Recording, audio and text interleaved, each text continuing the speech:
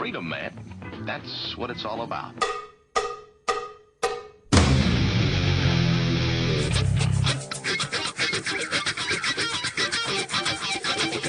You've got to groove on freedom, like the good book says.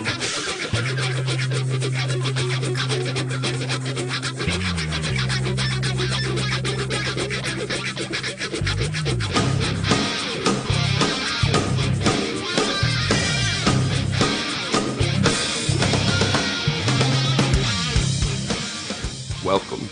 You are listening to What on Earth is Happening.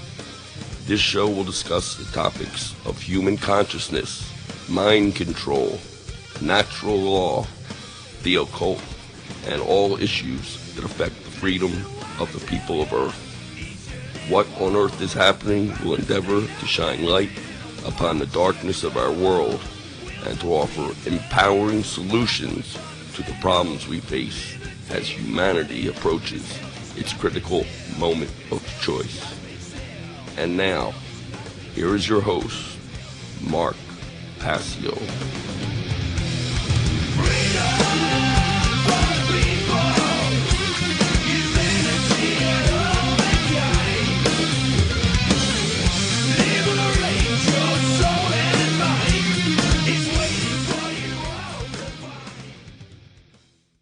Welcome, one and all. You're listening to What on Earth is Happening. I am your host, Mark Passio.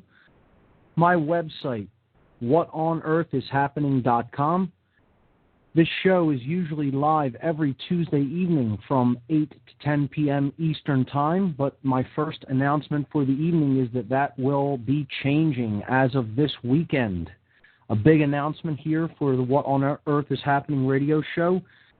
Oracle Broadcasting will be picking up the show for all 2 hours, and I will have a show going on their network every Sunday evening from 5 to 7 p.m. Eastern Time. So I will no longer be broadcasting on Tuesday evening, but instead this show starting this Sunday,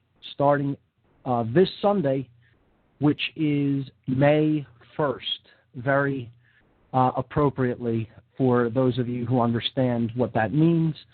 Starting on Sunday, May 1st, this show will go live on Oracle Broadcasting all 2 hours, 5 to 7 p.m. Eastern Time. So that's the first big announcement for the evening.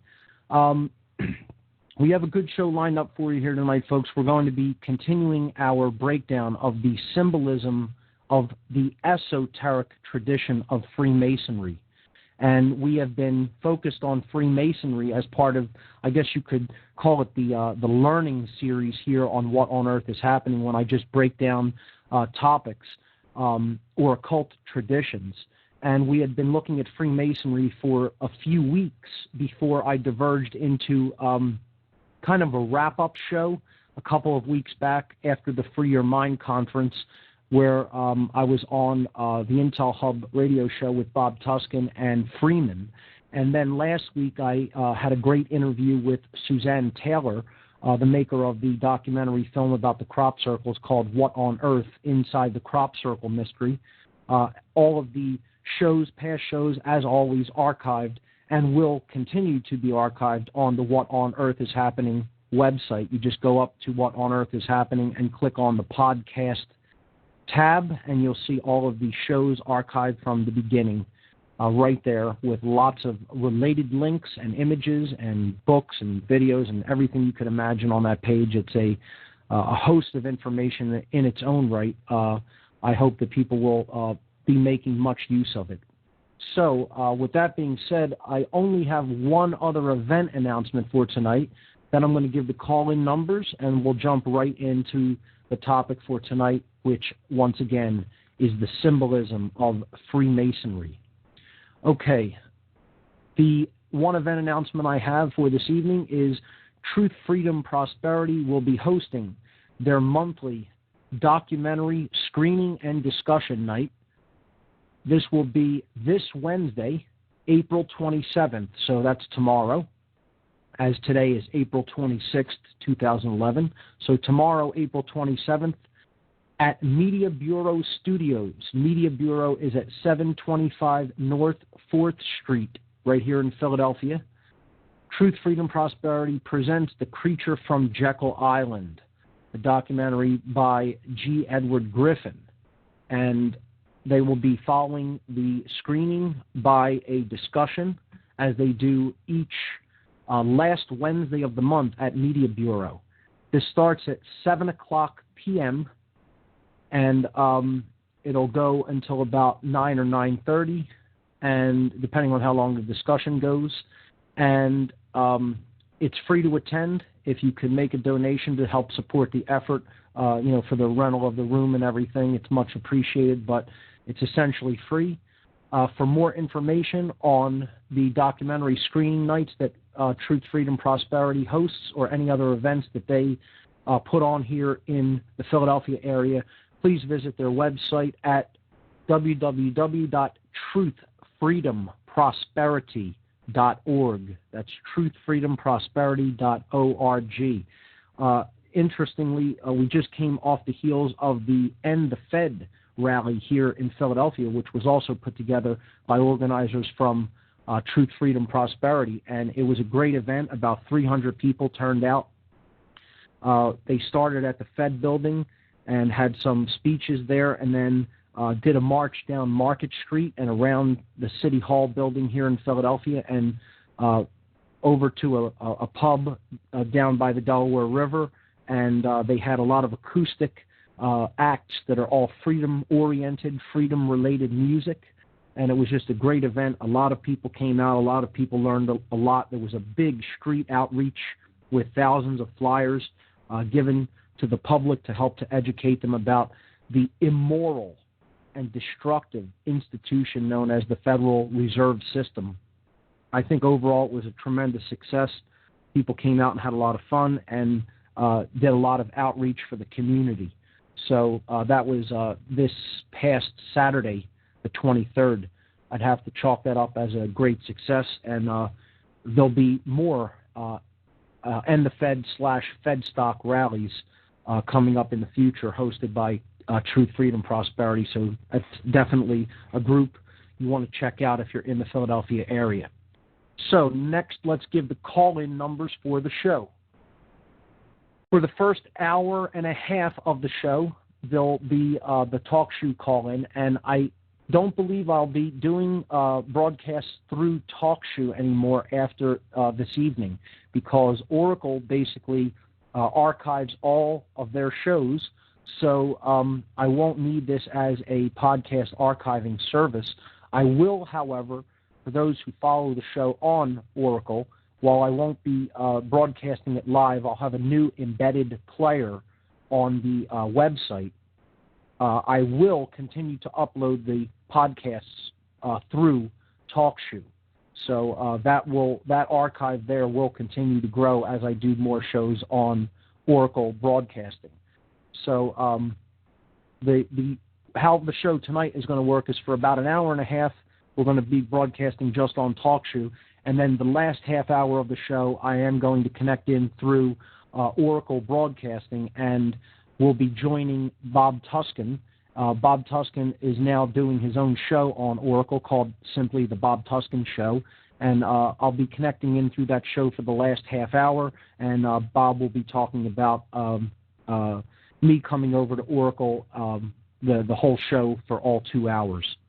So that'll be coming up in a little bit. But for the first hour and a half, here is the call-in number. If you want to call into What on Earth is Happening, call 724-444-7444. Once again, the call-in number, 724-444-7444. When you call, you'll have to put in the call ID number for this show, which is 83515. Once again, the call ID number for What on Earth is Happening is 83515. So, no taboo topics. When you call in, feel free to talk about anything you like. There never are any taboo topics here on What on Earth is Happening. So that's the event announcements and the call-in number. Let's jump right into the topic, and I'll keep an eye on the phone lines in the switchboard here on TalkShoe while we break down some more esoteric symbolism of the craft, Freemasonry. Here we go. A few weeks back, we left off on the first-degree tracing board, and we had also been discussing the legend of Hiram Abiff. I'm going to pick up with the first-degree tracing board. We've already pretty much broken down most of the symbolism. For those of you who want to follow the images that I'm going to be talking about, they are right there underneath the player. Images for tonight's show, April 26, 2011, on the radio listen page of whatonearthishappening.com.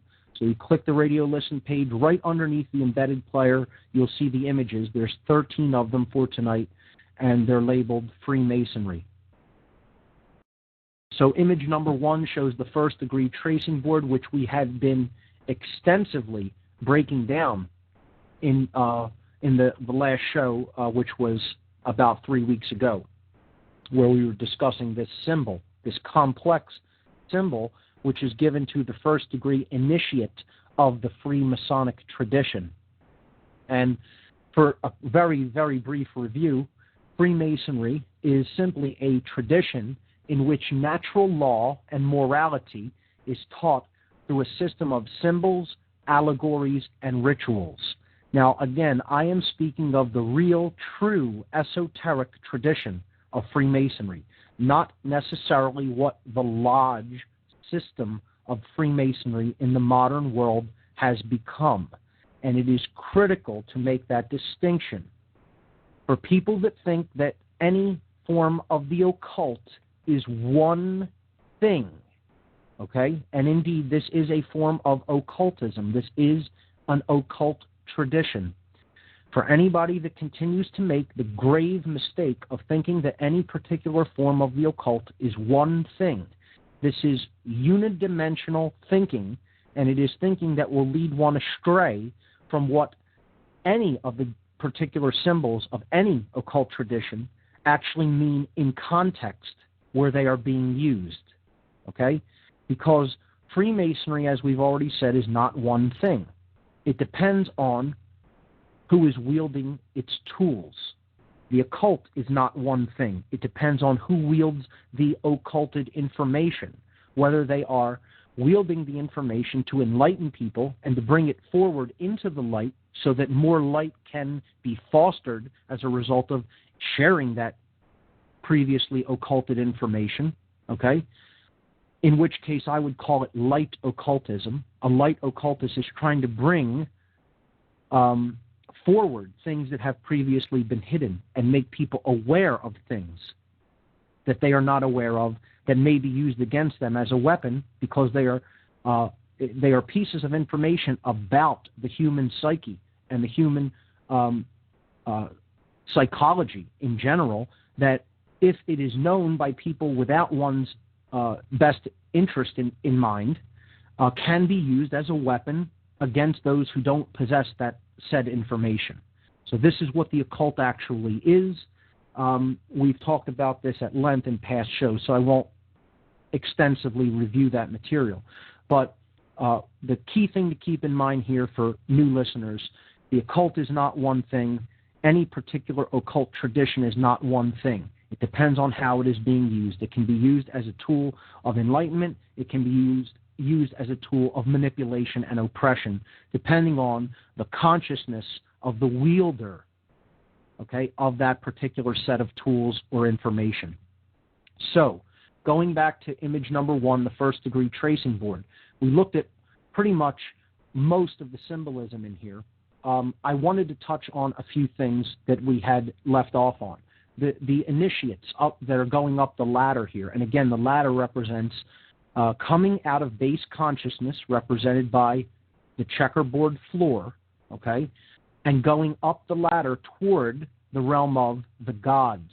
Okay, we looked in astrotheology that all of the religions are based on the sun, the moon, and the stars and planets, and you see those in the sky above the checkerboard floor. This is known as the the entire image is known as the Temple of Solomon, the Temple of the Sun and Moon, okay, because it is a symbolic representation of the individual, of their masculine or solar and their feminine or lunar aspects. Okay, it is a allegory, a symbolic allegory of bringing together the feminine, internal, emotional qualities, okay, or one's spirit or emotions, together with the solar, masculine qualities of right action. That's ultimately what this symbol is about. So it's unifying one's emotions and actions. In other words, becoming a non-dual being. What you feel, okay, you enact in the world. There's no contradiction between those two things. Okay, so there's no internal opposition. What you think, you feel, you do. That's it. Straightforward, fairly simple. The key in the middle, held by the green initiate, we talked about the frequency green. We talked about it being the color of the heart chakra, the center of nature.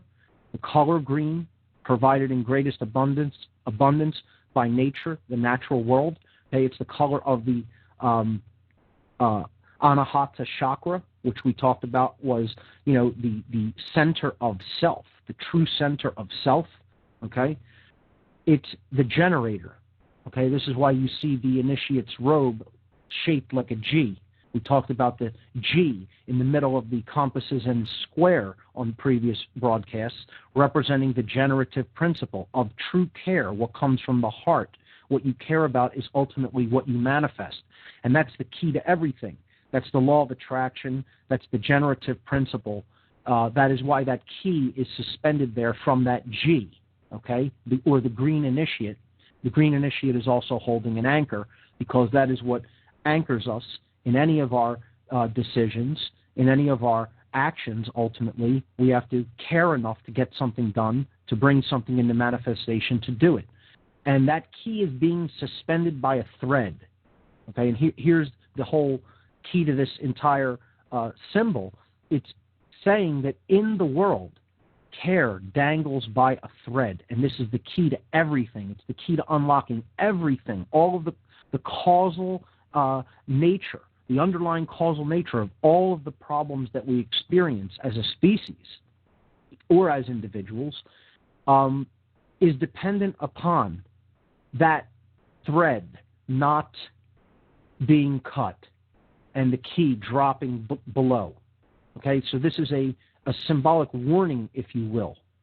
Okay, that key represents care, and it's the initiates of this tradition, I should say the masters of this tradition who are giving this tracing board to the initiates, are telling them symbolically, you're living in a world where care is dangling by a thread.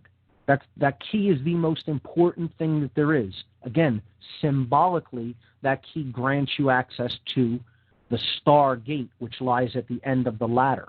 And that star gate is illumination. It is enlightenment. Okay? And we're going to see how this makes even more sense in a few moments, when we turn the tracing board onto its side, onto its right side, turning it 90 degrees clockwise. Okay? We'll look at that in a few moments. Some of the other things I just wanted to touch on was some of the symbolic language that is encoded into something like the tracing board. Okay? First, we have columns. Okay? And we looked at the word column in the French language. Column means dove. Okay? The dove is associated with the spirit. Okay? It's associated with the goddess. Okay? Again, the green initiate in the middle is a symbolic representation of the goddess again.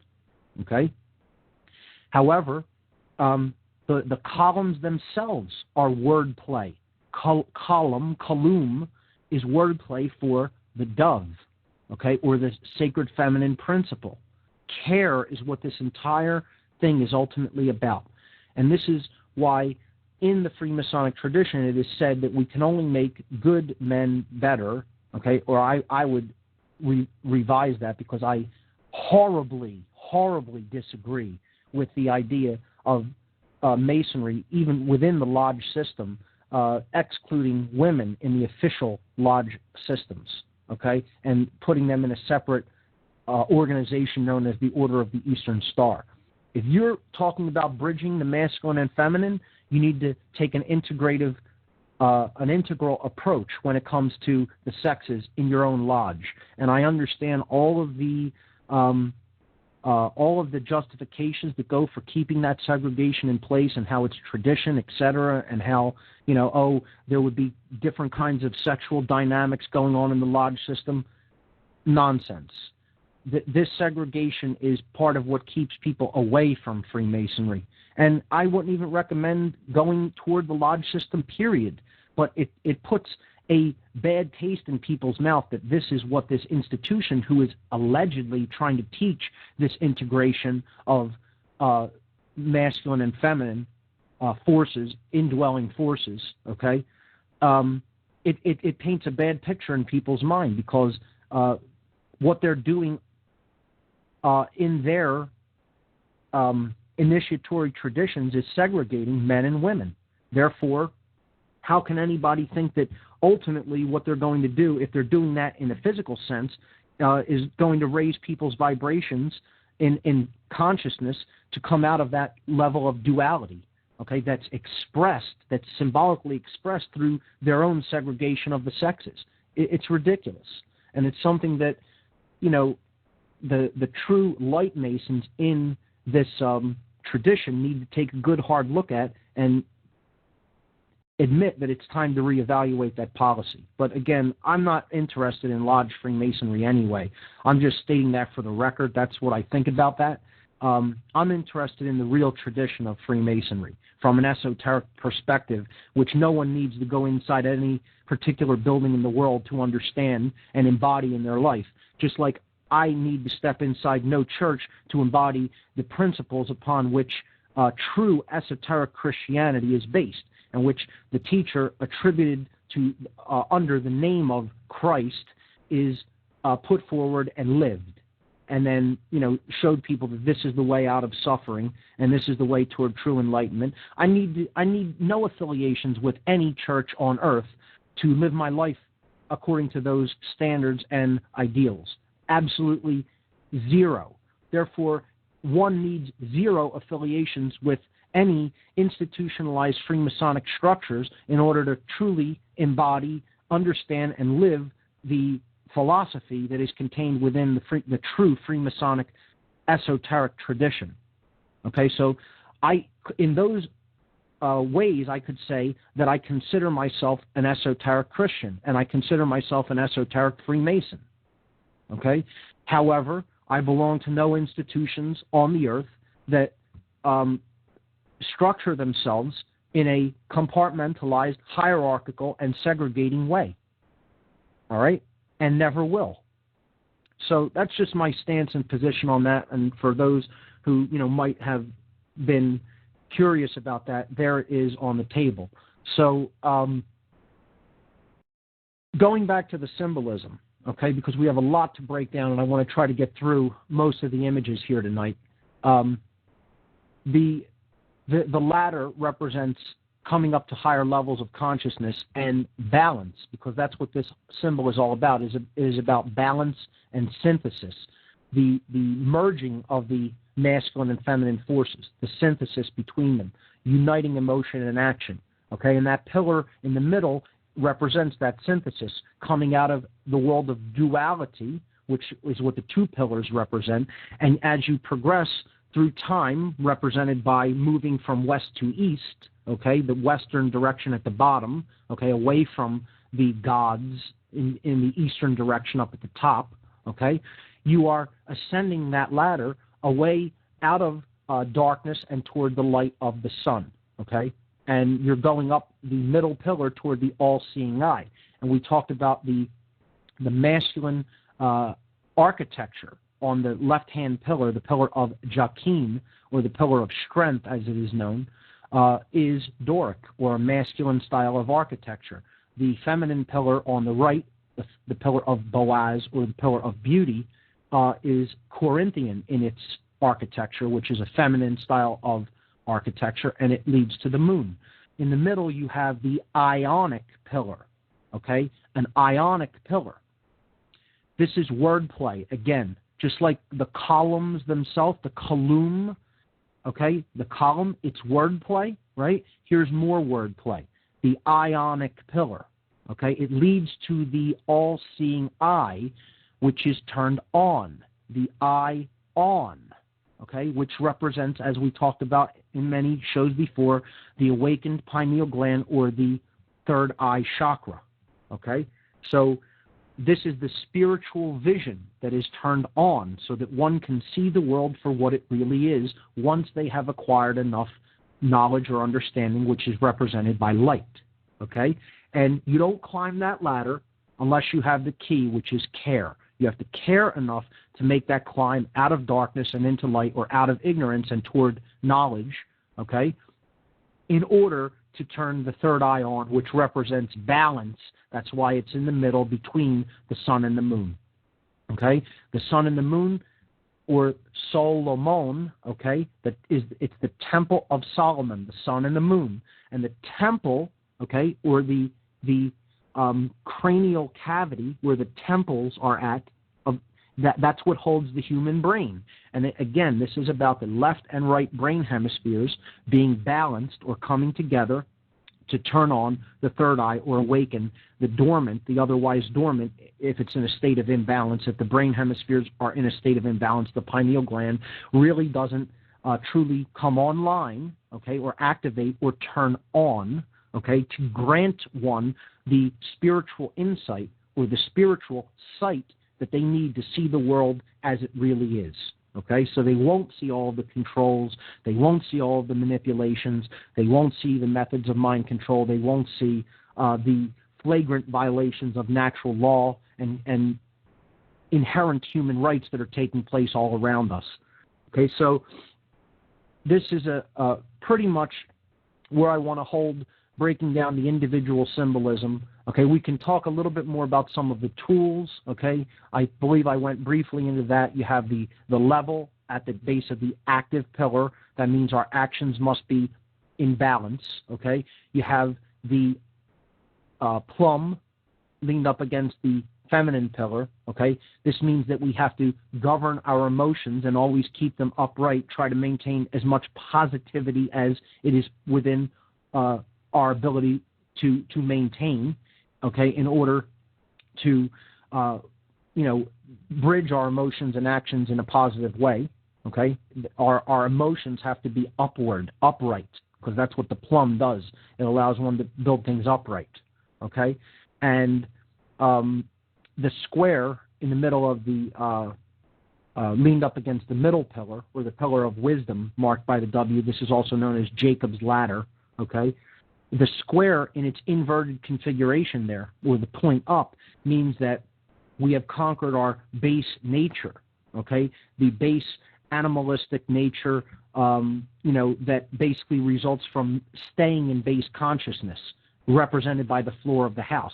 This means we have come off the floor of the house, in other words, or out of beast-like consciousness, okay? Base consciousness, okay? Being ruled by the fight or flight response, in other words, okay? The brain is not in a state of balance when we're in that modality of consciousness. The square inverted, okay, or turned upside down, okay, with the point upward, okay, not with the point downward as you see it in the compasses and square. That means that the compasses need to rule over our base instincts. When we turn it upside down like that, this is often the emblem that is granted to the master of the lodge, okay, in Freemasonry, because it is saying that if one has attained self-mastery, okay, or mastery over one's own base instincts, they rule over the square. They have turned that base instinct, okay, or animal-like instinct upside down. They have come up out of that mode of duality and just low consciousness, and they have ascended the middle pillar, or Jacob's ladder. Okay, so wordplay all over this. Okay, not just with the columns. We saw it with the ionic pillar. the eye-on pillar, okay? Or you could even break it down further than that if you want to take it into, again, this is called green language, okay, alchemical language. And you don't have to think that every single aspect of this is planned. This could be a form of synchromysticism, which we also talked about on the show in the past. If you just break down the word ionic, okay, you could break it down to I, then the word on, then I again, and the letter C. So I on, I see. Well, yeah, if the eye is on, you will see. Okay, so this is word play. It's occult word play. This is called green language. Okay, and the reason it's called green language is because green is the color of balance. You won't see these things if you have an imbalanced brain. You'll only see these things if you can comprehend allegory. Okay, comprehension of allegory is really only begins to dawn on one in any kind of fullness when one has begun to balance the brain hemispheres. To a completely unconscious individual who has never studied anything, who watches tons of television on a daily basis, eats a garbage diet, okay, believes all the propaganda that's out there on TV and in the news, okay, accepts human authority as something that is real, all right, lives their life in a state of base awareness, doesn't really care about anybody but themselves, they're not going to understand allegory. This symbol is going to be completely meaningless to them. And they're not going to begin to ever understand it until they start working on balancing the brain a little bit. All right? It could be said to you and told to you all I want, okay? I can go on ad infinitum explaining the symbolism. But until somebody understands that in order to truly see this for yourself, okay, and not have to be explained details, every little thing, or even my interpretation of every little part of it, in order to really comprehend what's being said wordlessly through the hidden language of symbolism, the person's brain would already have to be in the state of green frequency, which is the balancing of the left and right brain hemispheres, the left, again, the red frequency, and the right brain, the blue frequency, okay? And this is why, again, these colors are used for dualistic purposes, okay? Sports teams, political parties, police lights, etc.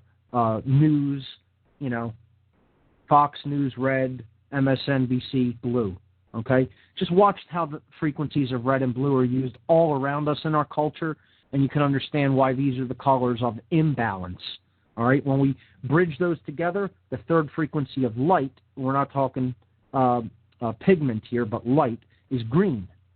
Green is, again, the fundamental center. It's the center of the visible spectrum, the center of the colors of nature, the center of self in the chakra system, and it is the color that represents bridging the left and right brain. And that's why it's in the middle of everything, and that's why the initiate in the middle is green. Okay? So I think that's where I'll leave the first-degree tracing board, unless anyone has any particular questions about it.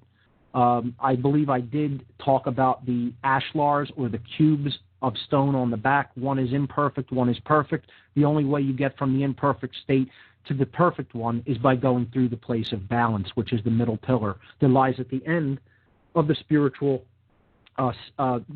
journey of seeking for truth. One could call the middle pillar the pillar of truth, again, because it is about the synthesis of male and female. It is about the synthesis of solar and lunar, and it is about the awakening process and the coming on of the turning on of the all-seeing eye, which exists within us all. So let's move on to the second image. I'm going to try to break down all three of the first, second, and third degree tracing boards if we have enough time this evening. The second image there is a simple picture of the Great Pyramids on the Giza Plateau in Egypt. And the only reason I wanted to mention this is for something that will be coming in the future. This is considered by many esoteric occult researchers to be the true Temple of Solomon, okay? Or, in other words, the building that was built to embody the Temple of Solomon. The true Temple of Solomon is within, okay? Let's get that clear and understood. But if, for those who are researching, was there ever an actual real Temple of Solomon. There is a lot of work that has been done through many researchers that talk about the possibility of the building that was built, the structures that were built to represent the Temple of Solomon in man, where initiations, occult initiations did indeed take place, was at the Great Pyramid Complex on the Giza Plateau in Egypt. So here we see this image from Cairo, Egypt, of the three Great Pyramids, okay? The biggest of which there on the right is simply the Great Pyramid. And these are symbolic analogs to the three pillars which we see in the traditions of Freemasonry and Kabbalah, okay? And these traditions are indeed this old. They do go back to the ancient Egyptian or Comitian traditions, and they even predate those, okay? Go right back into antiquity and antediluvian times, okay? So the three pyramids represent thought, emotion, and action. They represent the male, the female, and the synthesis of both, or the child, okay? So that's something that is there to just spark people's minds, spark their interest, and to put a seed in for something that we're going to talk about in the future, okay? So I want people to understand that symbolically, we will also often see pillars and pyramids used interchangeably, okay? That's just a concept to just put out there, again, for something that I'll be talking about in the future, all right? So let's move on to image number 3, which is the tracing board on its side, which I mentioned that I would be going into. Now, we can see how this is a further exploration of the allegory that the first-degree tracing board represents. When we turn it on its side, we clearly see astrotheology. For those who have been looking at astrotheology, okay, you can clearly see that this represents the sun's path with respect to the year, okay, with respect to the sun's path around the earth, or the earth's path around the sun.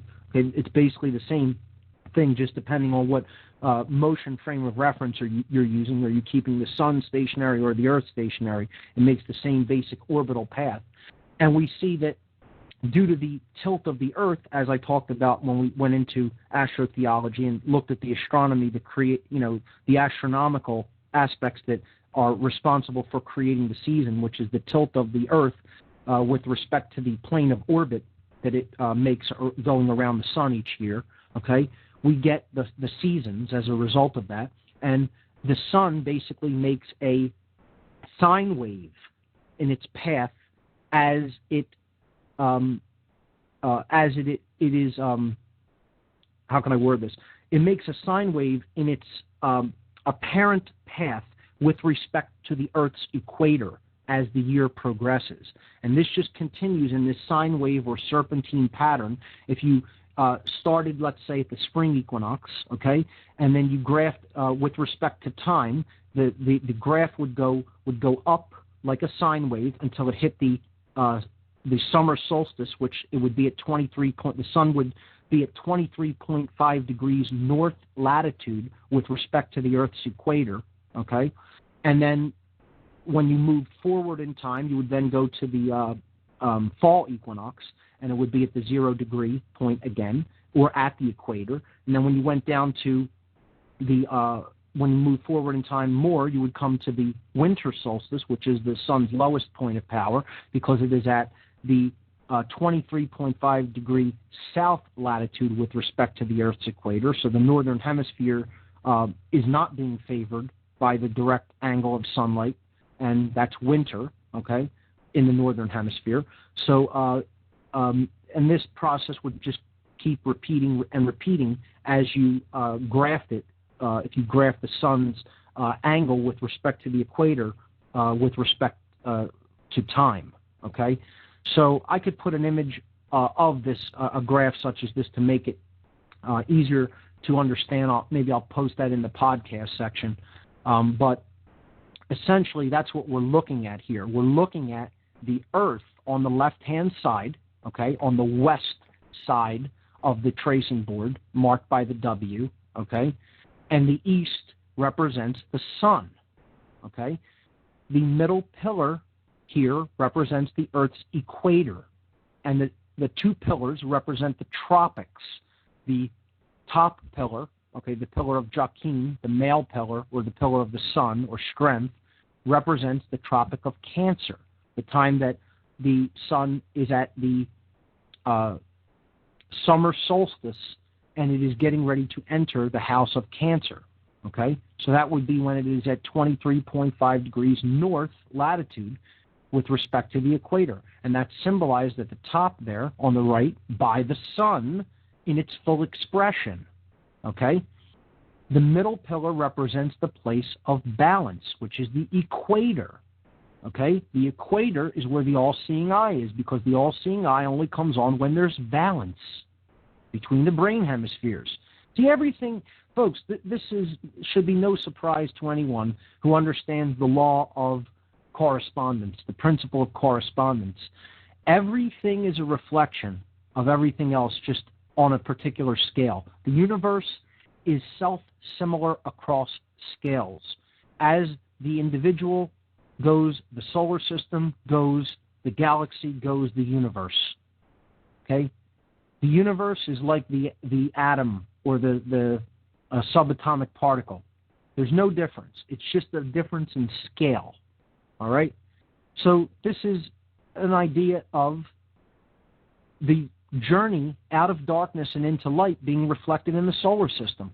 The individual's journey is reflected in the entire solar system. And then it's further reflected in the even greater cycle of the galaxy, okay, going around its center. So to go back to the symbolism itself, the checkerboard floor in this orientation represents the Earth itself. This is the Earth. These are the lines of latitude and longitude of the Earth, okay? And the Earth is a place of density, of base awareness, essentially, as a whole.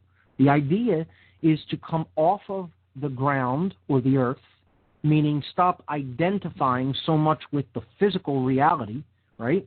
Not living in it and affecting change within it, but not identifying so much with it that you don't think that there's a spiritual reality, which is our source, okay?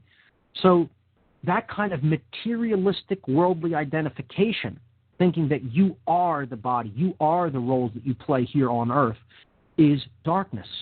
And that's why the bottom or base of the ladder is set toward the place of darkness, okay? Which is the lunar pillar there in this orientation of the tracing board, okay? The ladder is ascending. It's going upward toward the sun, out of darkness and into light. And as it comes out of darkness, it goes away from the Earth, or away from the so-called prison planet, okay, and toward the sun, the Stargate. And now this is symbolic, all right? Again, the colors of the prisoner's uniform are black and white in stripes.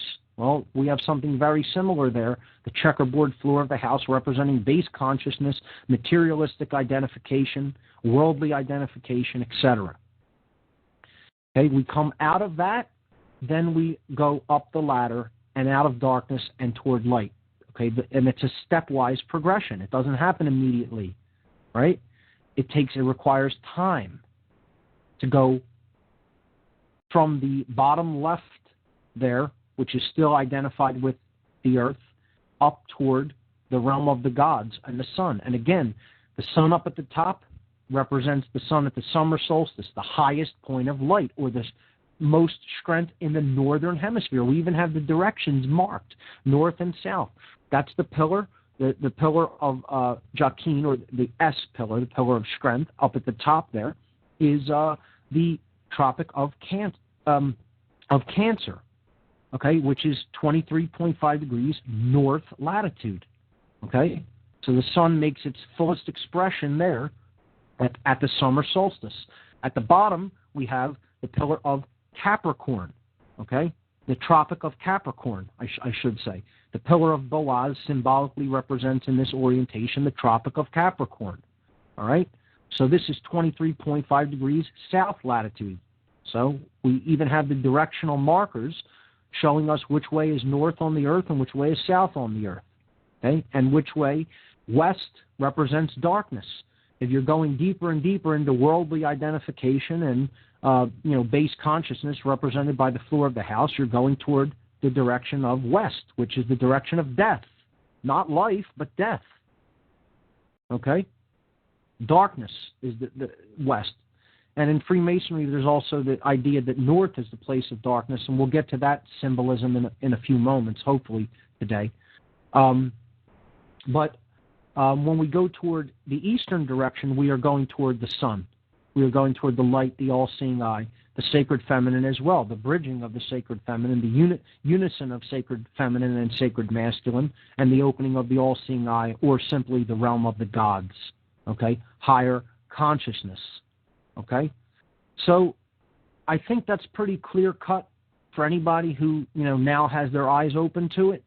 I think, if this is simply explained in this orientation, it's fairly undeniable that this is what this represents.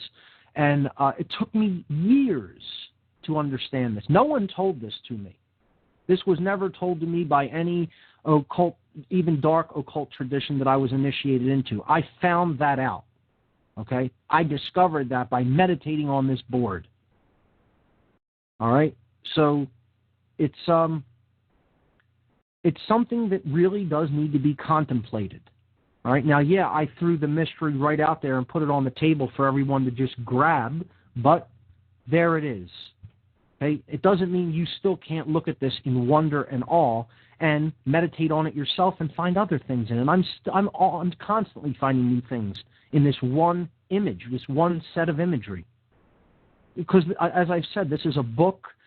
It's not just an image, it's a book. Okay? It's the complexity of the image and the spiritual nature of it makes it a book, okay? It's not just a picture, all right? There's so much in it symbolically to understand about the world and life and the nature of things and natural law, okay, that it's unbelievable. It's truly a wonder. So this is the power of symbolism, ladies and gentlemen. I mean, if I know I don't probably do the best job of explaining how it all fits together and explaining all of the interpretations. I try to do it as well as I can to try to make people understand it, but you have to contemplate it yourself. That's ultimately what has to be done, and that takes time. Again, I said I looked at this image for years before I arrived at this understanding. Not days, not weeks, not even months, years. So I'll leave the further mysteries of the first degree tracing board for you, and I'll stop there with that, okay? If anybody has anything to add to that, just feel free to call in. Call-in number 724-444-7444. The call ID number 83515. Let's move on to the second degree tracing board, image number 4 on the website, okay? So the second degree is known as the Fellowcraft degree in Freemasonry, and here we see a depiction of the second degree tracing board. So you see, now you're seeing the porch of the Temple of Solomon, or the portico as it is known, okay? And there's a spiral staircase, and this is a critical element of the second degree, the spiral staircase, used in the symbolism and rituals of the second degree. There you see the two pillars, the initiate at the base of the steps, and the porch of the temple there with the spiral staircase leading up to the first level of the temple. Okay? So what this symbolically represents, and now you see the light up at the top of this image as well in the triangle, and there is a C there. I don't believe that is a G, and again, I would say that represents true care, okay? But it could be used interchangeably there with the G which is often we see everywhere in modern Freemasonry, particularly in the Western Lodge traditions. But you also see the name of God, the unspeakable name of God, in the biblical tradition there, written above the archway. You see Yod He Vav He, and we talked about that name extensively when we looked into the tradition of Kabbalah and Tarot. Okay, so again, the Temple of Solomon was a temple built for God, the Creator, by Solomon, and he commissioned the builders Hiram, king of Tyre, and Hiram Abiff. Hiram Abiff being the chief builder of the temple. We're going to talk more about Hiram Abiff tonight when we look at some more symbolism related with Hiram Abiff and his death. Okay, and we're going to look at the virgin birth again. I believe I alluded to it before, but I'm going to break that down, what that is a little bit, because we need to understand the symbolic associations between Hiram Abiff and Christ, because, again, it is the same concept. It is that level of fully awakened higher consciousness or Christ consciousness that Hiram Abiff represents in the true esoteric tradition of Freemasonry. So this spiral staircase leading into the greater mysteries of the temple of the Creator, okay, getting in touch with one's own divine nature, this is about going within, okay? That the spiritual journey is a spiraling one, okay? It's not linear, okay? It's not straight, all right? We saw in the first degree, yes, time is required, right, to make that journey toward ever greater levels of perfection, and that's what the ladder in that orientation represents, that it's a stepwise progression through time. However, what this degree is all about is the internal world, okay? This degree is probably what I would consider to be the most important degree in Freemasonry, and it is the least understood, and it is the one that people are past before they should ever be past. I feel that almost every Freemason who calls themselves a Freemason should never have been past the first degree. In other words, they should not have been granted the second degree because, and I'll get into this for a bit because it's very important. In the original mystery traditions, okay, the initiate who wanted to go further or into the deeper degrees of the mysteries, which is what this second degree represents, again, coming up the spiral staircase, which you cannot see the top of as you are going up it. It is a journey of faith, okay? You have to have faith that it leads someplace to continue the ascent, which requires will to ascend up the spiral staircase. It also represents that you cannot see what is unfolding ahead, okay? It must unfold naturally as you go forward, okay? So this is also an idea not to give up, okay? In the journey, don't concede.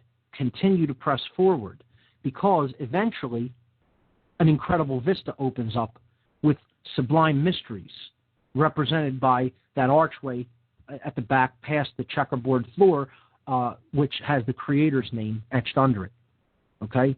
So to truly enter the temple of the Creator, the temple of God, so to speak, it's an inward process that requires a journey of faith, and I don't mean faith like believing in dogma. I'm talking about faith in yourself, okay, that you have the tools that you need and will be provided with what you need to go forward in the journey that we're all on in this physical domain, okay, which is a spiritual journey, all right? So moving up this ladder, okay, up this staircase requires faith and will, and it's a process that really isn't an external one, it's an internal one, okay?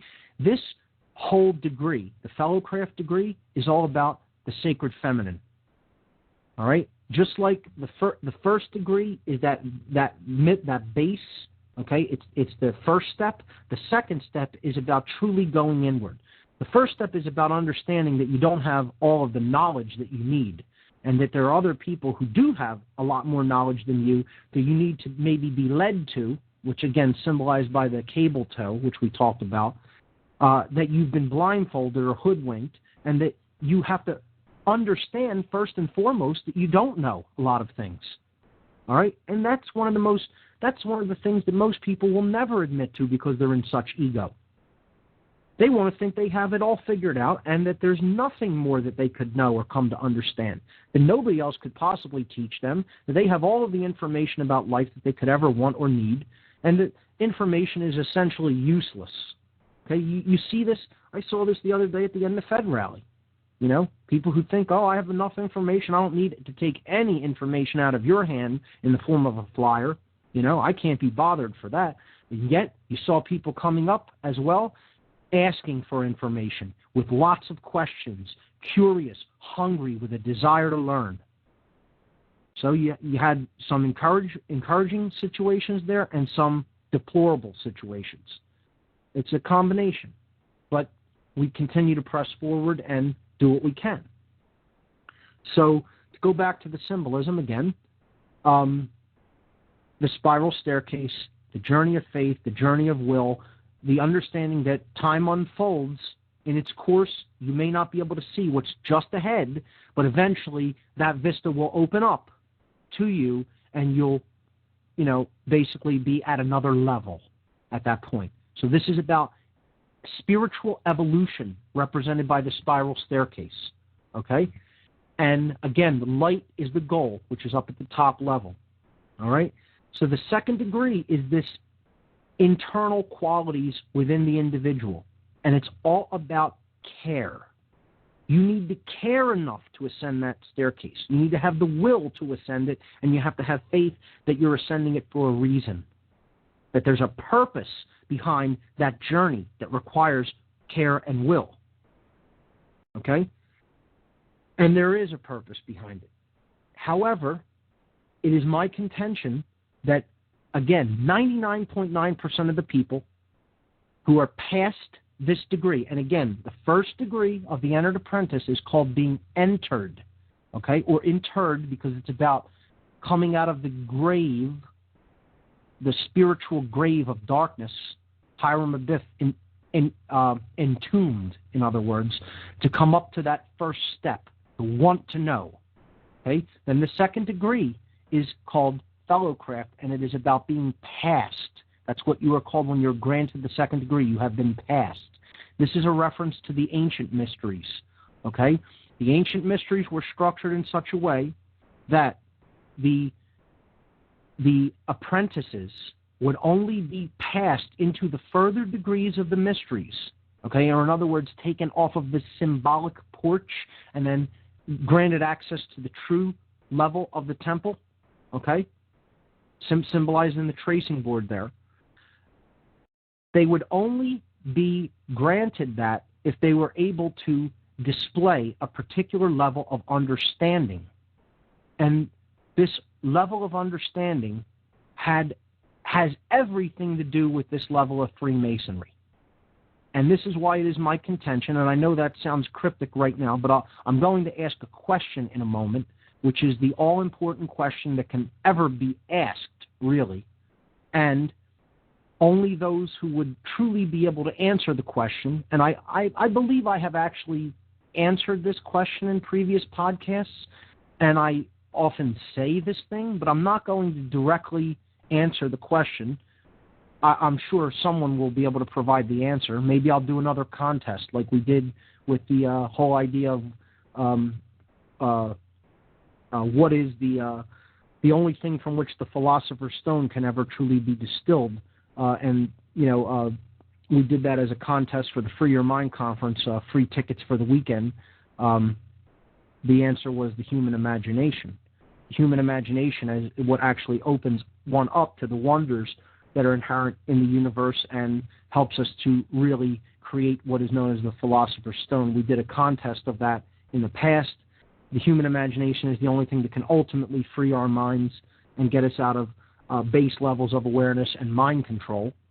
But maybe I'll do a contest about this on the What on Earth is Happening page. Maybe I'll take let's since we're going down this direction, let's just follow this path, okay? So let's say, yes, we're going to do a contest. I'm going to ask the question tonight. We're going to start opening up the answers for people on the first show on Oracle Broadcasting next week. How about that? All right, so we'll have a little bit of fun here and learn a little bit along the way. So the contest is going to be this. In the mystery traditions, there was a question that was asked of the lower level initiates, and they needed to display an understanding, or they needed to essentially correctly answer this question if they were going to be granted any further entrance into the deeper mysteries. Okay, and yes, this was a form of control. I will not permanently control the answer. We'll give the answer. But I think that people should be given adequate time to think about this question and to try to answer it on their own. And here is the question. The question is, how does one know that one is suffering? That's the question. That's the question of the mystery traditions. And again, I've probably said this before on the show for people who are paying attention or actually, listening. You probably know the answer. So if you do know it, don't call in and give it tonight. Let's leave this for next week, okay?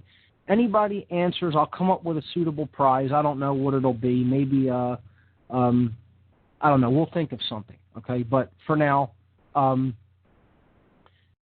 question, okay, when I'll think of a prize and mention that on the show when we start the show next week, and we'll take people to answer this question on the air, okay? But the question is, and this is the mystery tradition question, and I would say that this is indeed the question of the second degree of Freemasonry as well, okay? This is the question that would have to be answered correctly, all right, to be passed into the further mystery traditions. And I feel it is the question that the initiates of the Freemasonic tradition should have to display an understanding or a mastery of in order to be taken further into that tradition, okay? Because so many people consider themselves higher-level Freemasons, and they don't have the answer to that question. And that's what this degree is ultimately all about.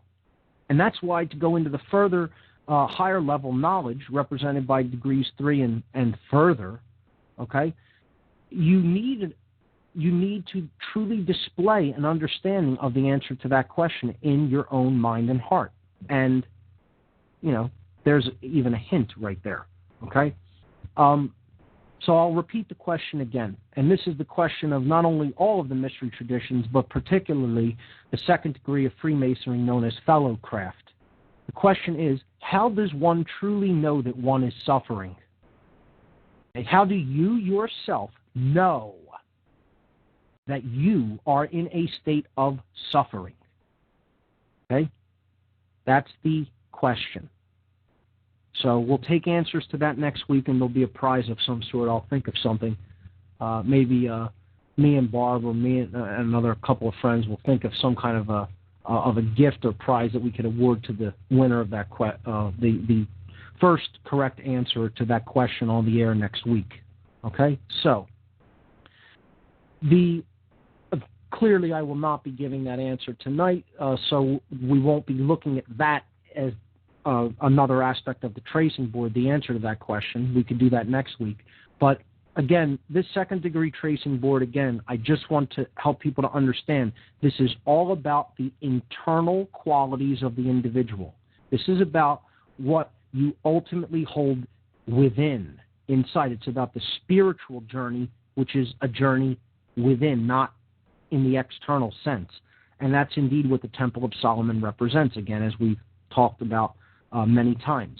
It's an internal process, and it's a symbol representing the self, okay? So I don't have any other particular things that I want to break down on the tracing board as far as symbolism goes, so we'll leave that tracing board there for now, okay? And we'll look at it a little bit further when we go into the answer of the mystery tradition question, okay? Which is, once again, how does one truly know that one is suffering? Okay? So let's look at image number 5, which is the third degree board. Okay? The third degree board is a coffin. And at the top of the coffin, right, there is a sprig of acacia growing out from the grave that this coffin is in. All right? West is at the top, east at the bottom, south on the left side, north on the right side. There is a skull and bones, a skull and crossbones on the coffin. We have the compasses on the top. We have a circle. We have some Hebrew characters. We have some Masonic cipher there in the middle on the yellow rectangle. We have a scroll with a pentagram on it. We have 3 masonry tools, being a level, a 24-inch gauge, or it may be a plumb, and a setting maul or mallet, okay? Yeah, I believe that is a plumb there, okay? So this is the third degree tracing board, or the master mason, okay? Clearly, for those who remember the legend of Hiram Abiff, this is a reference to Hiram Abiff and his grave, okay? We talked about Hiram Abiff being accosted at the Temple of Solomon, okay? And again, he is the symbol of truth. He is the symbol of one awakening, the process of awakening, coming to the light of truth, okay, being initiated into the mysteries and coming up higher in them toward more light, okay, toward greater understanding. And he is accosted at the temple by the ruffians who strike him with 3 tools, including the setting maul in between the third eye, which puts him down. And then King Solomon has to dispatch a crew to go and find him, find his body, which was scattered by these ruffians. It was basically broken up and scattered, and he has to be actually reunited with the lost word, okay? And again, that's pretty much unspoken in the lodge system of Masonry. I said several weeks back that the lost word is indeed the concept of equilibrium or balance, because it is a lost modality within the human species that must be reclaimed. So equilibrium is that lost word or modality of consciousness that brings Hiram Abiff back to life, which brings the spirit back to life, which brings the understanding of our own spiritual nature, represented by Hiram Abiff, back to life. Okay, so this is indeed his coffin, and his coffin is sealed by the skull and bones. Now, we know that the skull and bones is indeed called the Order of Death. The secret society known as the Skull and Bones is a rogue lodge of dark masonry. The elite groom people to come up into this system that's basically feeds into think tank institutions and military-industrial complex institutions, etc., government, banking, you name it, religion, okay? One of the most vile of the dark occult traditions, the Skull and Bones. And the reason that the Skull and Bones are used as the symbolism of this institution is because, as we said, and I've said many times previously on the podcast, this is symbolic. The symbol is symbolic of thoughts and actions, okay? So intelligence and will, right? Intelligence is in the skull, the brain, right? And the crossbones represent will, action. However, the spirit is dead.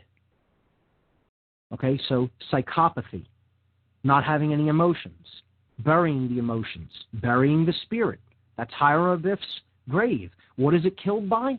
It's killed by the dynamic of having intelligence and will without care. And let that sink in. I mean, this should be, an empowering understanding of symbols here, And I've had discussions with people who have said to me that the understanding of that symbol eluded them for so long, but then when they hear that explained, it makes such sense that it's like a bomb going off in their brain. Okay? And it's true.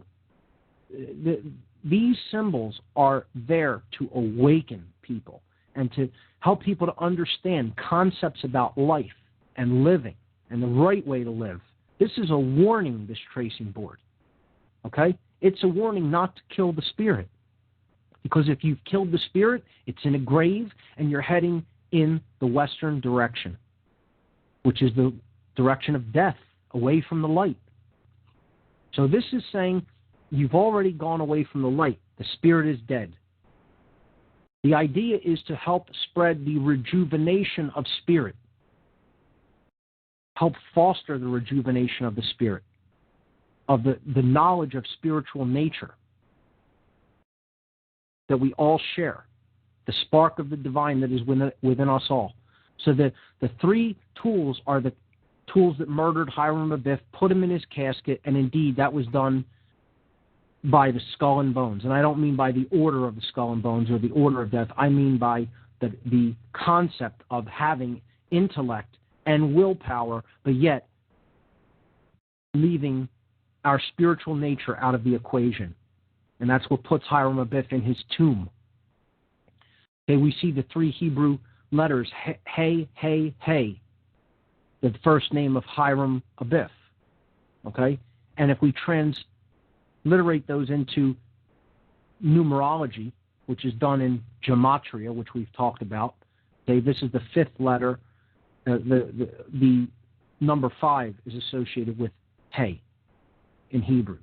So this would be 555, and that is Hiram Abiff's number. Whenever you see 555, that is a reference to Hiram Abiff. Okay? And it's a reference to the spiritual nature, and we see the 5-pointed star there on the left with the point in the middle of it. This is the star of Venus, okay? The morning star, the light, okay? It is the sun. It represents the sun because the point with the line around it, you'll notice this pentagram has a point in the middle of it. So it's actually a combination of two symbols. It's a combination of the Venus star, which is the goddess principle, the sacred feminine, okay, with the point upright, okay? And then the dot with the circle around it is a symbol of the sun. So this is the symbol of the combination of the sun and moon coming together, the Temple of Solomon. And the builder is Hiram Abiff, who is dead. If we dismiss or discount the spiritual nature that we all have within us and that we all share, that we all are all part of. The idea that is that if we do integrate that spiritual side, or the goddess principle, the generative principle, true creation, okay, we will awaken out of this slumber of believing that we are the body, okay, and come out of this grave. And the hope of that resurrection, not only within a single individual, but within all of humanity, is that sprig of acacia that is growing from the top of the tomb. And it's something that we can grasp. It's a symbol of spiritual rejuvenation. That's what the acacia represents. So whenever you see acacia applied to Freemasonry, that is what it is saying, that the spirit can be rejuvenated, okay? And that's what we can use to pull ourselves out of the grave that we are in as a species, spiritual death, okay? I am always reminded of the words of one of my favorite rock artists, Ronnie Dio, who has since passed. He died, I believe, last year, and I think it's been a whole year. There was a song that he had lyrics to. They wrote lyrics to when he was originally in the band Black Sabbath. He said, "Kill the spirit, and you'll be blinded, and the end is always the same. Play with fire, and you'll burn your fingers and lose your hold of the flame." And this just, to me, represents such a magnificent understanding of the concept of kill the spirit, and the end is always going to be the same.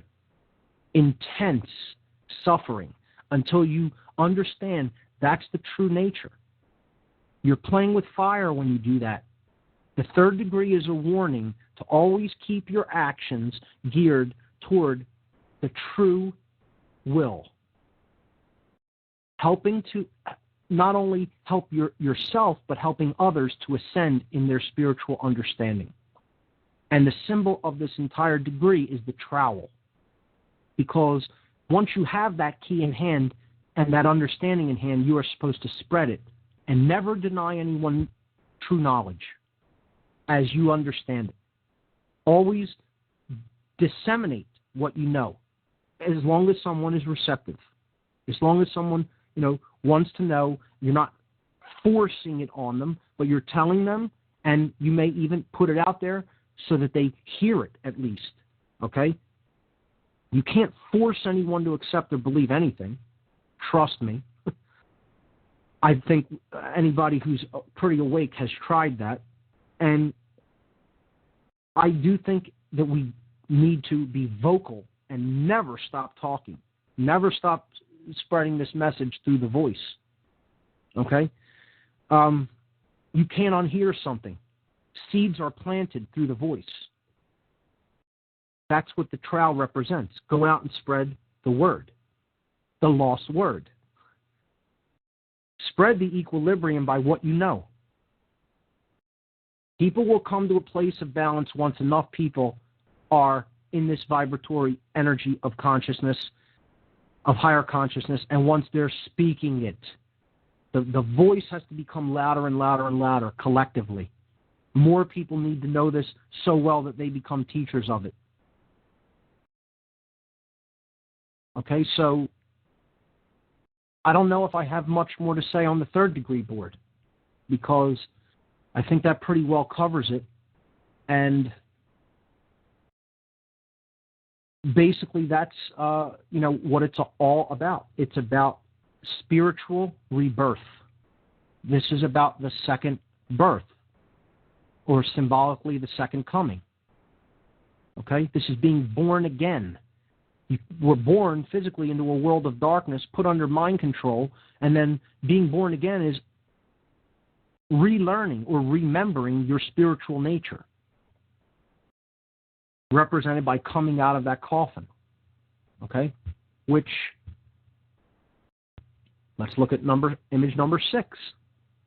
And here is perfect example. Coming out of the coffin. Hiram Abiff coming back to life.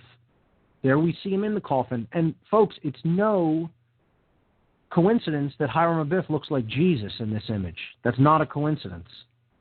It's deliberately designed like that. Okay? Because it's the same conceptual idea. Jesus was the light of the world. Hiram Abiff is the light, the spirit. Understanding your true spiritual nature, being in the world but not of it. Coming out of the tomb, resurrecting, rising back to life after being dead. There's the numbers 555, as we said. The skull and bones. At the very top, the square inverted. The 3 tools on the coffin. They're near the bottom with symbolic Temple of Solomon in the middle. The upright pentagram with the all-seeing eye in the middle and the light streaming out of it, representing man's spiritual nature. I covered this extensively in my Free Your Mind conference presentation, in which the pentagram was a huge symbolic reference in that presentation. We saw how it is used extremely subversively when it comes to the military and the police. But that's another presentation. There's the sprig of acacia over his head. Okay? And he is called the widow's son. Why is he called the widow's son? Because, again, he is the neocortex, enlightened, balanced, in equilibrium. Okay? And this is made possible through the connection to the sacred feminine part of the brain, the right brain hemisphere, and specifically also the limbic brain with the positive aspects of the limbic brain, the positive emotions, not the fear aspects of them, okay? True connection through emotions to other people, all right? And when we integrate those emotional qualities that are the internal qualities of the being, and we integrate those with our actions, that's what awakening, that's what true spiritual awakening is all about. So, he's the widow's son because the R complex, the base brain, is the controlling father figure, okay? It's the oldest part of the brain evolutionarily. So it's the reptile complex. The midbrain is the mammal brain. And then the higher brain is the human brain, the neocortex. So we have to conquer the base instinct part of the brain, not conquer it. That's not even the right word for it, okay? It's going to be there, but it needs to be there as a tool for when it is required. Like a hammer. A hammer is a tool. You use it. If you build the house with a hammer, or even if you use it as protection against some kind of a predator, right? The hammer would not take over your house and say, since I helped you build this place, I'm taking over. No, you would pick the hammer up when it was required and put it down when you're finished using it. Well, that's what the lower parts of the brain are like. They're tools. It's there for when we need them. Yeah, we need them for basic motor skills and respiration, etc. But if we dwell in that part of the brain and we get locked into the identity that is brought on by chronically living in that part of the brain, fight or flight mode, pure survival, in a fearful sense, adrenaline constantly pumping. Talked about adrenaline at the Free Your Mind conference a bit at the beginning. How when we live in the base brain, the kind of negative effects it has on the entire brain function. So that base brain, the R complex, is that father that needs to be mastered, let's say. It needs to be checked, put into its place. Symbolically, it needs to be conquered, okay? So that it is essentially gone. It does not rule us. Okay? It has been conquered or put down. Therefore, from the positive aspects of the emotional brain, the midbrain, we bear the sacred child of the neocortex, the light. Okay? If you're confused as to the symbolic unwrapping of these concepts, go back and listen to the podcasts about the brain.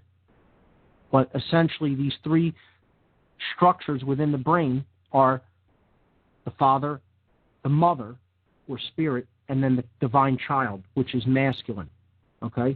Because it ultimately is what governs our actions and allows us to think critically and make decisions about how we will act, the neocortex.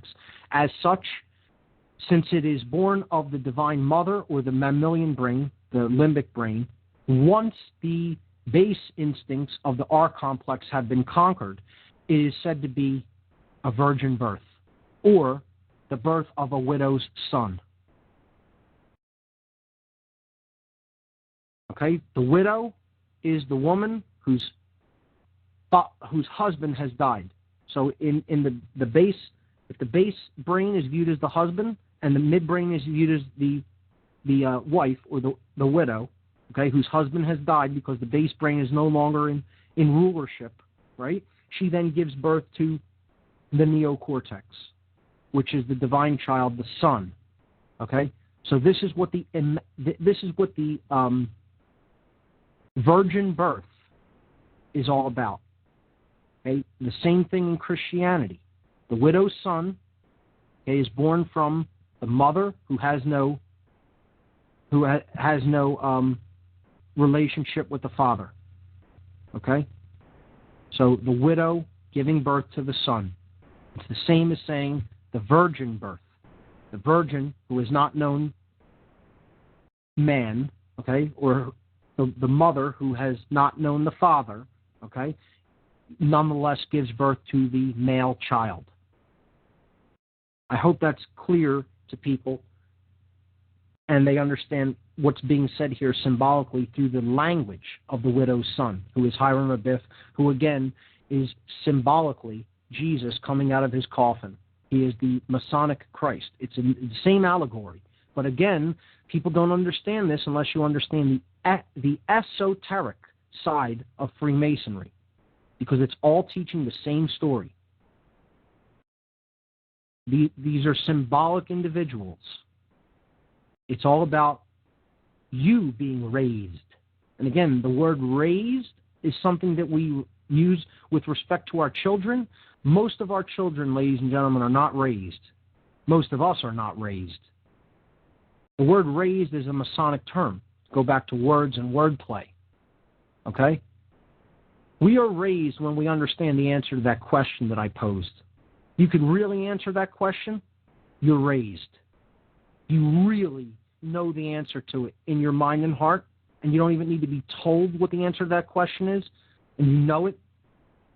How does one know that one is suffering? That's how you know you're raised. And I would suggest there's very few people in the world that are truly raised. Not to be negative, just to be honest. And I certainly would say that most Freemasons in the lodge system of Freemasonry are unraised. They are unraised. And I don't care who that pisses off or makes angry or, puts a bad taste in their mouth because I said that. Most Freemasons in the lodge system are unraised.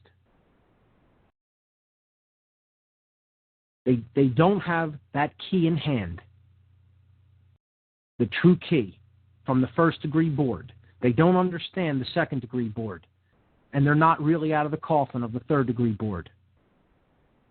Okay? They haven't really made the journey up that spiral staircase. They haven't gone up the ladder. They haven't ascended the middle pillar. They haven't come out of Hiram Abiff's coffin or grave. They haven't truly received the lost word. And they certainly don't have the key of the mystery traditions in hand to understand the answer to the question of the mystery traditions. That's the true key. So we'll find an appropriate little reward or gift, a little gift of appreciation for the first person who calls in next week with the answer to that question. So let's move on to the next image. So there's Hiram Abiff coming out of his coffin, and we understand why he's the widow's son now. We understand what the virgin birth is all about, and these are just reflections of each other. In the next few images, we're just going to see a repeated theme of the pillars, okay? And see different ways that they are shown in Freemasonry. And we're going to see imagery that has already come up over and over again. Okay, in image number 8, we have the Master's Carpet. That's what this image is called. And we have, again, the 3 steps representing the first 3 degrees. We have the coffin at the bottom, or the base. That's what, incidentally, folks, this is why they call people the dead.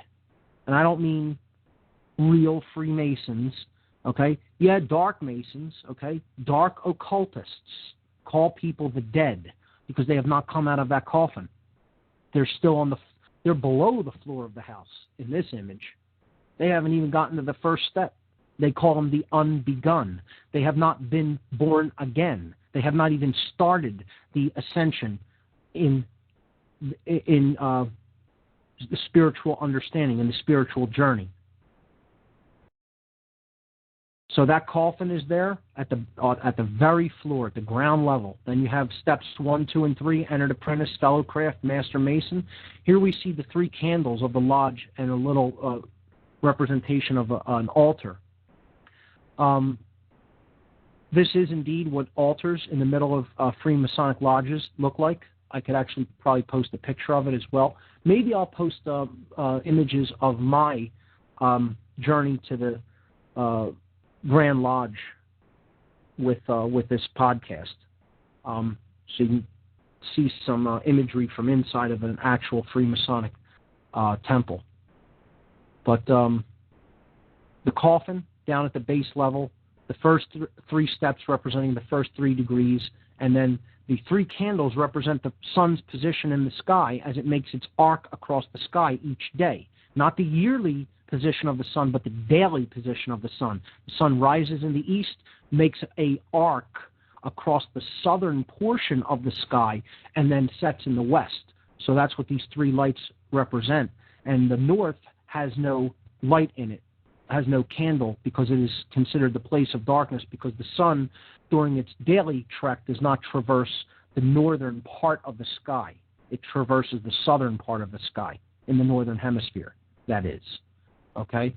So we'll break this image down a little bit more, either later or next week, depending on what we have time for. I know Bob is going to want to have some questions for me, and then we can maybe take some questions from the audience. So I'm going to connect in with Oracle Broadcasting right now, and we'll be on the Bob Tuscan Show for the last half hour of the show. So bear with me as I connect. Here we go, folks. Calling into Oracle Broadcasting right now. Okay. And Bob Tuscan will bring us on the line in a moment. You have reached the Oracle Broadcasting Radio Network call-in line. After the beep, please say your name and where you're calling from, and the on-air host will take your call momentarily. Mark Passio from What on Earth is Happening?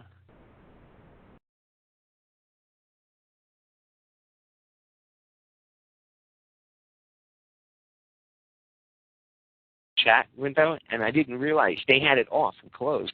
I guess they opened it automatically, and all of a sudden I hear Alex going, "Yeah, we're doing sound checks. Sound check 1." They were on doing sound checks already? Yeah, dude. Oh no. So all I'm right, like, Mark's with us now. Have you met Mark Passio, by the way? Popeye? No, I have not. Mark, this is Federal Jack, a.k.a. Popeye. Hey, how are you? I've heard you on the Alex Jones Show. Oh, boy, your connection just did a crappy sound. Try it again, Mark. Can you hear me now? Yeah, try it again. Keep hey, talking. How are you? I've heard you on the Alex Jones Show, actually. Okay, Mark, I'm going to have to reconnect the call. I'll be right back. Keep talking to your listeners. You got it. Okay, so having a little bit of technical difficulty with the sound there, but I'm glad we got this far in the symbolism breakdown of different components of Freemasonry. We have probably another half of those images. Yes. Okay, Mark, you sound a little bit better. Hello? Great. I can hear you fine. Okay, we're ready you're crystal clear on this end. Yeah, and I reset the call, and you are as well now. And Great. I'll let you guys talk later sometime, and I'm sure you guys will have a lot to talk about. Popeye, thanks again for coming on, man. No problem, Bob. I gotta get my stuff together because I gotta go deal with that train wreck. So yep. I'll see you on the train wreck later. See you, buddy. Bye. All right, folks, listening to Mark Passio's What on Earth is Happening podcast. We got a special announcement, as I'm sure he's told you. Stand by. We'll get to that in just a second here. But first, let's get back into the show. See what our powder, seeds, and oil can do for you at hempusa.org.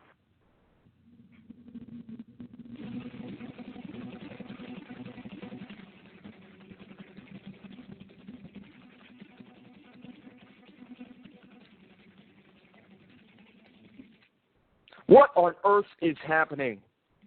Well, folks, somebody who takes a deep look at the occult, and on today's show, Freemasonry symbolism, is none other than our good friend Mark Passio. Mark had a recent field trip, I guess I can call it, with Freeman Fly of Oracle Broadcasting, who does his show every Saturday. And Mark, we have a special announcement that I've been teasing throughout my show today, and I'm sure you have with your podcast. And let's jump right into it before we get back into your slides at whatonearthishappening.com and a look at Freemasonry symbolism, as you've been getting into throughout your show for the last couple of weeks now. Mark is a longtime friend of mine. In effort of full disclosure, I'll just get it on the record here, folks. So, of course, I'm partial to anything that puts Mark in the spotlight. But, Mark, I'll let you go ahead and share the good news. Okay, great. Thank you, Bob. Thanks for having me on tonight. And it's official. I'm going to have my own 2-hour show here on Oracle Broadcasting starting this Sunday, May 1st, at 5 p.m. Eastern Time, 5 to 7 p.m., that's 4 to 6 p.m. Central. So What on Earth is Happening right here on the Oracle Broadcasting Radio Network starting this Sunday, May 1st, 5 to 7 p.m. Eastern Time. Great. And that's going to be, of course, in the Intel Hub radio show's old Sunday spot. So it will be the same great content, and we'll continue to stay in touch with Mark. And now, Mark, that you're doing your own show and you don't have your podcast within my show, we're going to have you on as a guest more often and be able to talk more candidly rather than just have you present your stuff on the show, because now you'll be able to do it on your own slot, and I think it's a great slot, and I think the listeners at Oracle Broadcasting will really be excited to hear that you're joining the family. All right, Mark, let's jump into tonight's topic. You've been talking a lot about Freemasonry symbolism, and let's get back into the slides that you have, again, at whatonearthishappening.com. Sure. So for the listeners who may be joining us on Oracle Broadcasting, you can see these images at whatonearthishappening.com. If you click the radio listen page on the left-hand side of the site, right underneath the player, it will say Images for Tonight's Show, April 26, 2011, and then there will be 13 images listed that you could bring up in a slideshow within your browser. We were going through these tonight, and we left off at image number 7. We finished up through image number 6. Before we get into image 7, what I just want to say here is that people need to become aware that the occult in general and any of the traditions associated with it, to think of these things in a unidimensional way, meaning to think that they are all one thing, meaning all good or all evil, is very naive. We have to understand that these are sets of tools. They are sets of tools, and they are tools that help us to understand and delve deeply into the human psyche and the subconscious and our psychology and our nature, okay?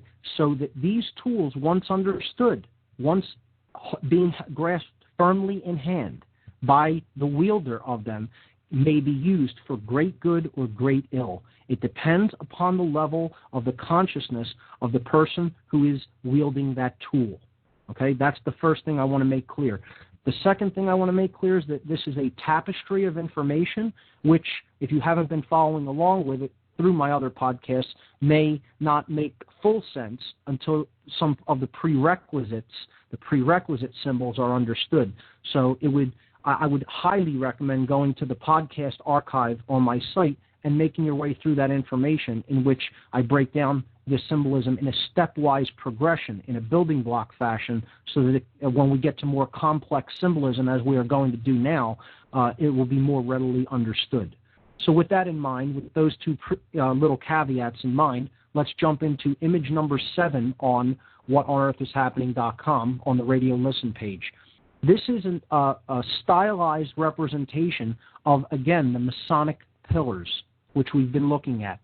And we saw the first-degree tracing board having these 2 pillars as their main theme, indeed 3 pillars. And here we see these 2 this theme of 2 pillars repeated again, but this is in an older alchemical representation. This is used in the alchemical tradition of alchemy, okay, and it is also sometimes used in Rosicrucianism. So these are the same conceptual ideas represented as we saw in the first-degree tracing board of Freemasonry. However, there's a little bit different of a take on these. We see that they are indeed marked with the letters of the first name that they are given, the pillar of Joachim and the pillar of Boaz, J and B, the light pillar on the left there, represented by the sun up at the top, and a lighter shade to it. The darker pillar, the pillar of Boaz on the right there, has the moon atop it, okay? And we have the alchemical symbols on these pillars. Now, I'm going to go into this a little bit to help people to understand what these symbols are at the bases of each of these pillars and at the top or apex of each of these pillars. At the bottom, we see on the left-hand side an upright equilateral triangle that is segmented, okay, or that has its top basically cut, okay? And then at the right-hand side, we see an inverted equilateral triangle that is segmented in the same place. So it's like the symbol on the left there just turned around 180 degrees. On the right-hand side, let's start there, okay? That symbol is the alchemical symbol for Earth. And as we talked about when we looked at, on previous shows, when we looked at the tradition of Kabbalah, and we looked at the tarot tradition, we saw that this symbol represents what we have at our disposal, or our resources that we come into the world with or happen to acquire in the physical world as we live. So these are our, this is basically the situation we may be born into, okay? It may be what physical or monetary resources we have at our disposal. Okay, it may be resources in the form of people that are around us that may help us along the way. Okay, it is essentially situations and resources in the physical world. Okay, and it could also be innate talents and characteristics that really, we could grow that if we put time and attention into them. But certain people are simply good artists.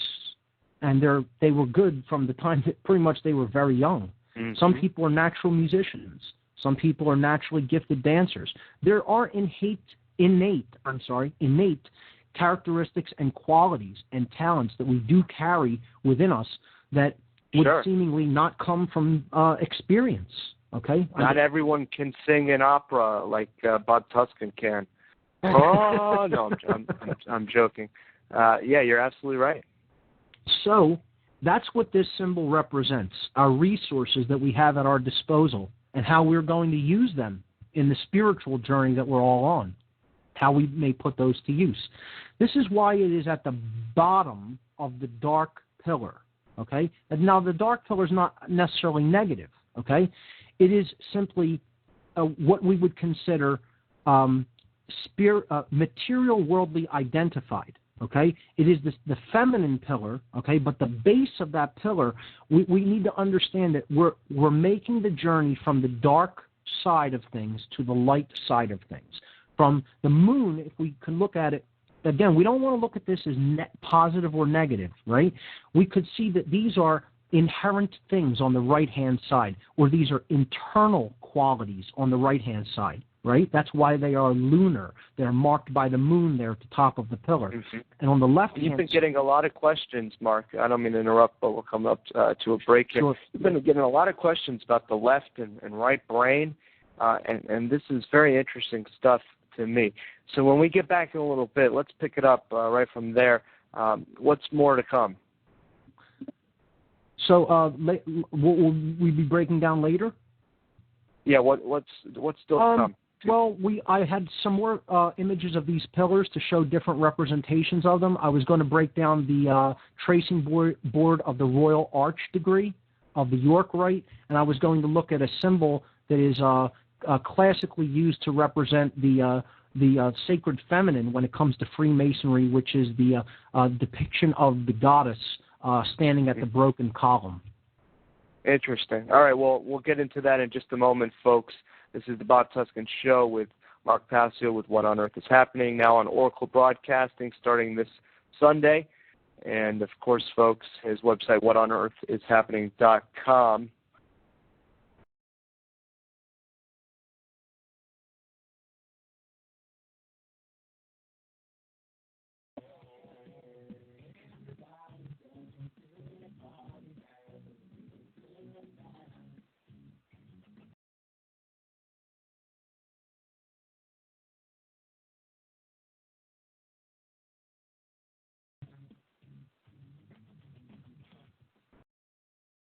We all know that Berkey water purification systems are the most trusted name in water filtration. As an authorized Berkey dealer for over 5 years and serving thousands of satisfied customers, the Berkey guy offers amazing Hey, Mark. Do you have Hey, the Bob, clock how are up? you? Sorry, I didn't hear you. Do you have the clock up? I do not, but I can bring it up right now. Yeah, bring it up just so you get in the habit of Sure. looking at it. You know the back end clock I'm talking about? I do. Hold on. You still have that login? Yes, I do. Cool. Getting ready to log in. Hold on. They'll hook you up with your own login once you start on Sunday. Great. Not that it doesn't really make a difference, but you'll need it because, well, maybe not. I don't know. We'll see. Anyway. I'm logging in right now. So that left and right brain stuff, that's kind of what you were discussing there, right? Yes, exactly. I mean, they're trying to make us, what, more right brain, more left brain? Oh, no. This symbol is about the importance of combining both brain hemispheres into a synthesis, a union of seemingly opposite, so that we come online to our higher spiritual nature and basically become enlightened. That's kind of like the trivium, where we have the trivium and then the quadrivium. Right. The quadrivium's more right brain and trivium's more left brain, I guess, in a sense. As a matter of fact, symbols of the trivium are in one of the images that I was going to bring up tonight. It's on image number 12. You can see the Pythagorean triangle there with the squares that represent, the 3, 4, 5 right triangle, and that is a depiction of the trivium, quadrivium, and 5 senses. Wow. There you go. So that's in image number 12 there on the right-hand side of the Temple of Solomon there. Let me see this. Well, there it is. Yep. Sure enough. Cool. Well, we're coming back on Oracle Broadcasting as well as 1650, our AM affiliate that just started picking up the show. And that's pretty cool. They're a fairly large AM station. That's awesome. It's also in image number 8 if you're looking at the images of the Master's Carpet. Mm-hmm. It's there on the right-hand side, once again. Yeah, I hope all of your listeners pick you up on the offer to follow along because it helps. It's a good point of reference. Anyways, we're coming back in a second. Stand by. Good day. Mike Chambers Live from 11 to 3 p.m. Central Time here on the Oracle Broadcasting Network.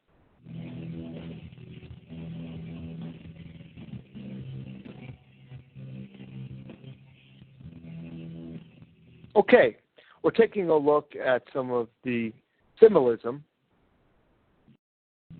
and whether or not we believe it or believe in it, rather. It's not really important because the powers that shouldn't be, they love this stuff. They put this stuff right in our face, and they know that we can't read the symbols, therefore we can't see what's really going on. But our friend Mark Passio has a wealth of understanding of what these symbols represent, and Mark, I'll let you jump right back into it. I think the main thing to keep in mind is ultimately that these are symbols that tell us about us.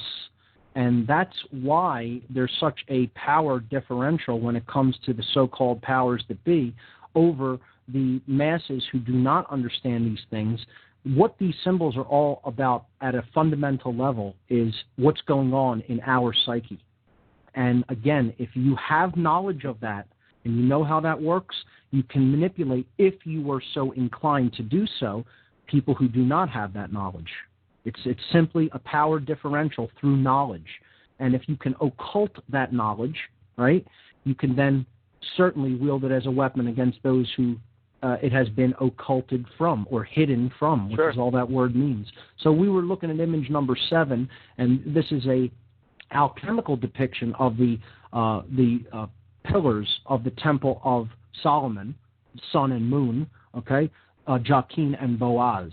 And we were looking at the symbol at the bottom representing the resources we have at our disposal, and understanding that the pillar of Boaz, or the lunar pillar itself, represents the internal qualities of the individual. And we can see that at the top because we have an inverted triangle with no separation between it. This is the alchemical symbol of water.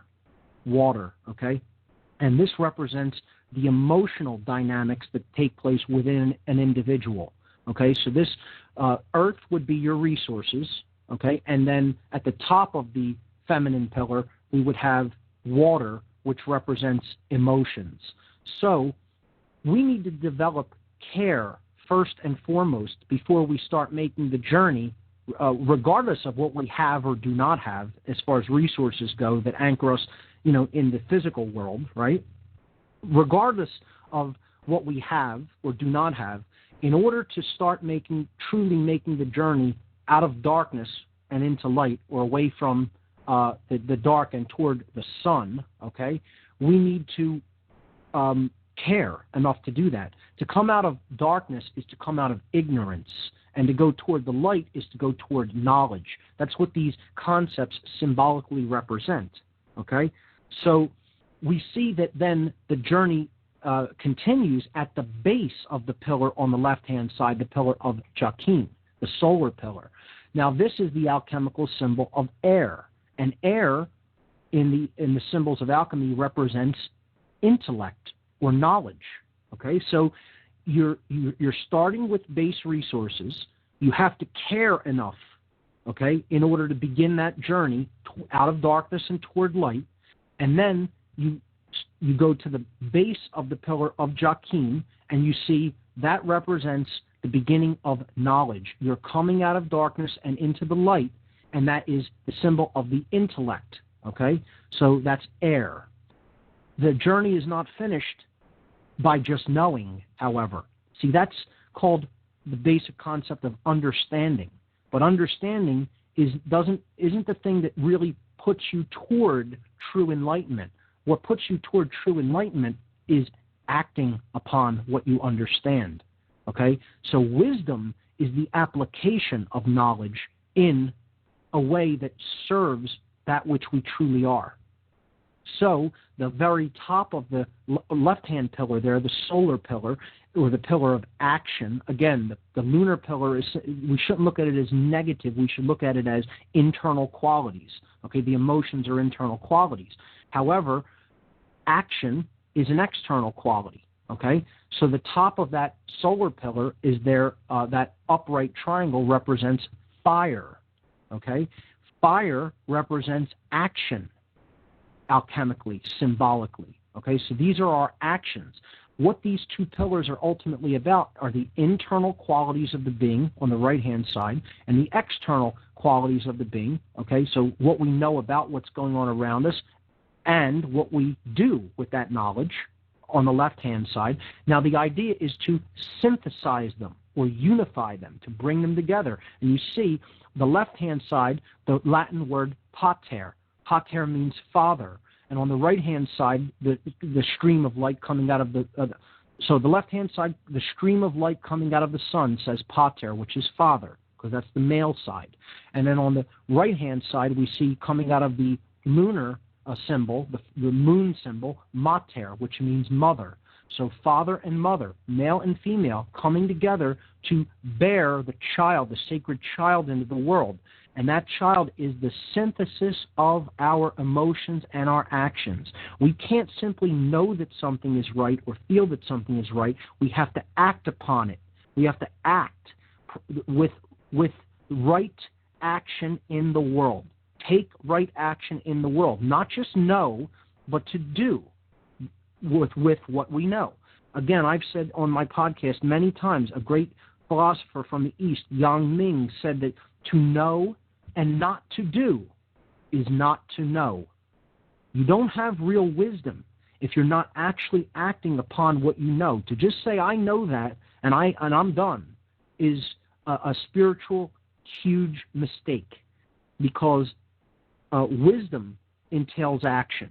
Okay, it's not just a feminine principle. It's a feminine principle combined with the masculine principle of action to create a manifestation in the world, which is symbolized by the third pillar, which would be the child. Now here, it's symbolized by the union in the middle, that circle with the two triangles joined, okay, is the symbol of physical and divine worlds, okay? It basically means bringing the kingdom of heaven to the earth, okay, making this place a better place, more in line with our true spiritual divine nature, okay, that is a part of all of us and that we are a part of it, okay? It is improving the world in which we live for ourselves and our posterity. That's what that circle in the middle represents. And you can see down at the bottom where this checkered floor is, you'll see that as a theme throughout Freemasonry and other occult traditions. If you look at the word down there, it's inverted, and it's in Latin, and it says inferius.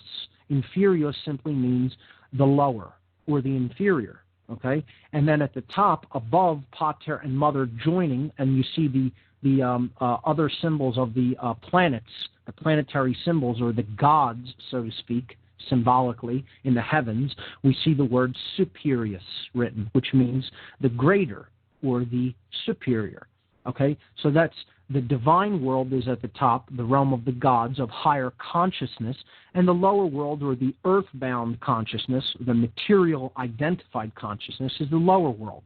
And our goal is to bridge those, and essentially through higher consciousness or through climbing these pillars to make the physical world a better place, or much more like the divine world, the spiritual world. So that's all contained in these symbols.